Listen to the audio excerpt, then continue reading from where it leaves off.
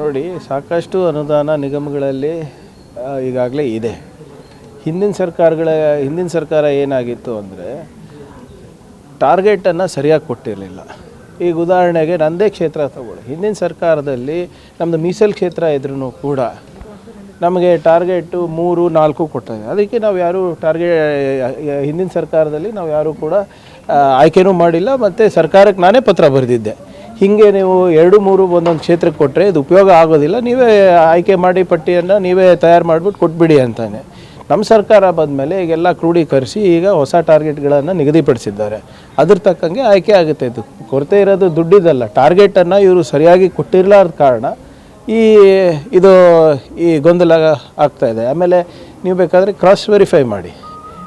ತಾಂಡ ಅಭಿವೃದ್ಧಿ ನಿಗಮ ಒಂದು ಉದಾಹರಣೆ ಕೊಡ್ತಾಯಿದ್ದೀನಿ ಅಷ್ಟೇ. ಅವರ ಅವಧಿನಲ್ಲಿ 1 ವರ್ಷದಲ್ಲಿ ಅವರು ಕೊಟ್ಟಿದ್ದು ಒಂದೇ ಒಂದು ಟ್ಯಾಕ್ಸಿ ಇಡೀ ರಾಜ್ಯದಲ್ಲಿ. ಮತ್ತು ಗಂಗಾ ಕಲ್ಯಾಣ ಯೋಜನೆಯಲ್ಲಿ ಕಳೆದ 3-3.5 ಇನ್ನು ಹಿಂದಿನ ಸರ್ಕಾರದಲ್ಲಿ 3.5-4 ವರ್ಷದ ಅವಧಿನಲ್ಲಿ ಅವ್ರು ಒಂದು ಬೋರ್ವೆಲ್ ಕೂಡ ಕೊರಿಯಲಿಕ್ಕಾಗಿಲ್ಲ. ಯಾಕಂದರೆ ಅವ್ರು ಹಗರಣ ಮಾಡಿದ್ರು. ಅದರಲ್ಲಿ 400 ಕೋಟಿ 500 ಕೋಟಿ ರೂಪಾಯಿ ಹಗರಣ ಮಾಡಿ ಅದರಲ್ಲಿ 2 FIR ಕೂಡ ಇವತ್ತು ವಿಧಾನಸೌಧ ಪೊಲೀಸ್ ಠಾಣೆಯಲ್ಲಿ ಆಗಿದೆ ಇವತ್ತು. ಸೊ ಇವೆಲ್ಲ ಕಾರಣದಿಂದ ಇವತ್ತು ವಿಳಂಬ ಆಗಿದೆ ಹೊರತು ದುಡ್ಡಿಲ್ಲ ಅಥವಾ ದುಡ್ಡನ್ನು ನಾವು ಕೊಟ್ಟಿಲ್ಲ ಅಂತ ಸುಳ್ಳು ಆರೋಪ BJಪಿಯವ್ರು ಮಾಡ್ತಾ ಇದ್ದಾರೆ. ಆರ್ಥಿಕ ವರ್ಷ ಮುಗಿಯೋಕ್ಕೆ ಬಂತು ಸರ್, 2 ತಿಂಗಳು ನೋಡಿ. ಅದು ನಾನ್ ಲ್ಯಾಪ್ಸೇಬಲ್ ಇದೆ ಇವರೇ. ಈಗ ಏನಿದೆ ಟಾರ್ಗೆಟ್ಸ್ ಇರೋದು ಅಥವಾ ಕಾರ್ಪೊರೇಷನ್ಸ್ನಲ್ಲಿ ನಾನ್ ಲ್ಯಾಪ್ಸೇಬಲ್ ಫಂಡ್ ಇರೋದು. ಇದು BJಪಿಯವರು ಏನಾದರೂ ಹೇಳ್ಕೋಬೋದು, ಆದರೆ ಅವ್ರ ಕಾಲಾವಧಿನಲ್ಲಿ ಏನಾಗಿದೆ ಅಂದ್ಬಿಟ್ಟು ಈ ವ್ಯವಸ್ಥೆಗೆ, ಈ ನಮ್ಮ ಆರ್ಥಿಕ ವ್ಯವಸ್ಥೆಗೆ ನೇರ ಕಾರಣ ಅವರೇ ಇದ್ದಾರೆ. ಇನ್ನೊಂದು ಸರ್, ಕಿಯೋನಿಕ್ಸ್ನ ಗುತ್ತಿಗೆದಾರರೆಲ್ಲ ಪತ್ರ ಬರೆದಿದ್ದೇವೆ ಸರ್, ಅದೇನು ಸುಖಾಂತಿ ಆಗ್ತದ ಅಥವಾ ಹೇಗೆ ಸರ್? ಅದು ನೋಡಿ, ಸುಖಾಂತಿ ಅಂದರೆ ಏನು? ಅವ್ರಿಗೆ ಅನುದಾನ ಬಿಡುಗಡೆ ಆಗುತ್ತೆ ಅದು ಅವ್ರ ಪ್ರಕಾರ. ನ್ಯಾಯಯುತವಾಗಿ ಏನು ಮಾಡಬೇಕು ಅದು ಮಾಡಬೇಕಲ್ಲ. ನಾನು ಇದ್ರ ಬಗ್ಗೆ ಸವಿಸ್ತಾರವಾಗಿ ನಾನು ಆಗಲೇ ಪತ್ರಿಕೆ ಹೇಳಿಕೆನ ಕೊಟ್ಟಿದ್ದೀನಿ. ಮತ್ತು ಎಲ್ಲ ಏನು ಅಕೌಂಟೆಂಟ್ ಜನರಲ್ಲಿನ ಆಡಿಟ್ ರಿಪೋರ್ಟ್ ಏನಿದೆ ಅದನ್ನು ಕೂಡ ತಮ್ಮ ಕೈನಲ್ಲಿದೆ.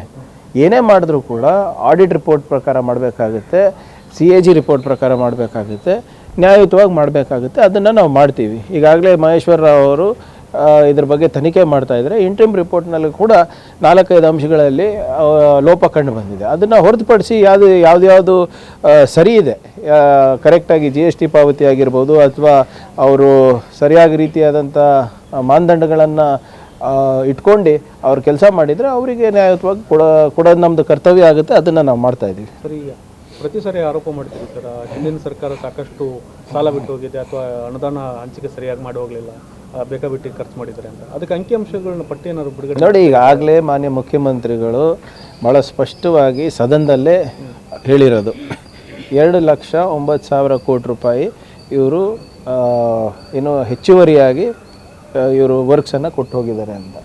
ನನ್ನ ಇಲಾಖೆನಲ್ಲೇ ನೀವು ತಗೊಳ್ಳಿ, ಬರೀ ರಸ್ತೆಗೆ ನಿರ್ಮಾಣ ಅಂದ್ಬಿಟ್ಟು KRIDLಗೆ ಇವರಿಗೆ ಅನುದಾನ ಇದ್ದಿದ್ದೇ ಅಂದಾಜು 1,200 ಕೋಟಿ ರೂಪಾಯಿ. ಇವರು ಅನುಮೋದನೆ ನೀಡಿದ್ದು ಏನಿಲ್ಲ ಅಂದ್ರೂ 4,000 ಕೋಟಿ ರೂಪಾಯಿಗೆ. ಇದಾಗಲೇ ಎಲ್ಲ ಪಬ್ಲಿಕ್ ಡೊಮೇನ್ನಲ್ಲಿದೆ. ಮತ್ತೊಮ್ಮೆ ಪುನರುಚ್ಚರಿಸಬೇಕು ಅಂದರೆ ಅದನ್ನು ಕೂಡ ಮಾಡಲಿಕ್ಕೆ ನಾವು ತಯಾರಿದ್ದೇವೆ. ಆದರೆ ನಾವು ಕೇಳ್ತಾ ಇರೋದು, ಹಾಸಿಗೆ ಇದ್ದಷ್ಟು ಕಾಲು ಚಾಚೋದು ಬಿಟ್ಟು ನೀವು ಯಾಕೆ ಸಾಲ ಮಾಡಿ ತುಪ್ಪ ತಿಂದ್ರಿ?